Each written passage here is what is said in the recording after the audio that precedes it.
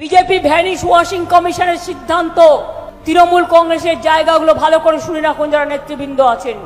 Slow counting করবে, বিজেপির গুলো আগে ডিক্লেয়ার করবে, যাতে রাত হয়ে যায় ভাবছে আমাদের লোকেরা পালিয়ে যাবে। লাস্ট ভোট গোনা না পর্যন্ত, সার্টিফিকেট না হওয়া পর্যন্ত কেউ এলাকা ছাড়বেন না। ওদের পরিকল্পনা ভেস্তে দিতে হবে। ইভিএম মেশিন খারাপ করলে বলবেন পরিবর্তন করুন। অনেক লাইন দিয়েছেন আপনারা জীবনে, নোটবন্দির লাইন, ভোটবন্দির লাইন, আধার কার্ডের লাইন, এসআইআর এর লাইন।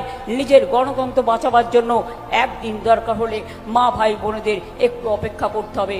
পুরনো মেশিন খারাপ করবে অনেক জায়গায়, খারাপ হয়ে গেলে ওই মেশিনে যেন ভোট না হয়।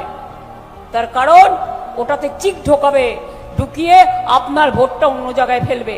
2 নম্বর, ভিভিপ্যাট ছাড়া কোনো এজেন্ট কেউ ইলেকশন কমিশনে ওই মেশিন চেক আপ করতে ভুল করবেন না, ভিভিপ্যাট মাস্ট।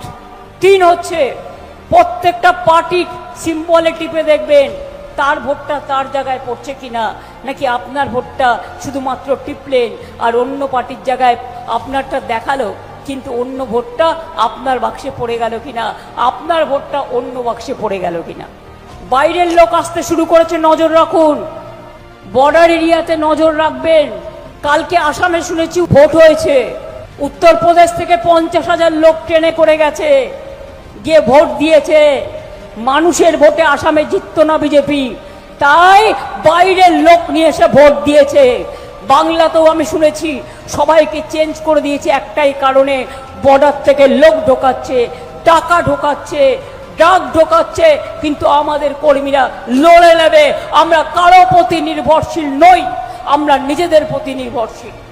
আমি যদি লড়াই করে যোদ্ধা হই, মা বোনেরা আমার সহযোদ্ধা, আর ভাইয়েরা মায়েদের পাহারাদার। আমরা সবাই মিলে একসাথে লড়াই করব।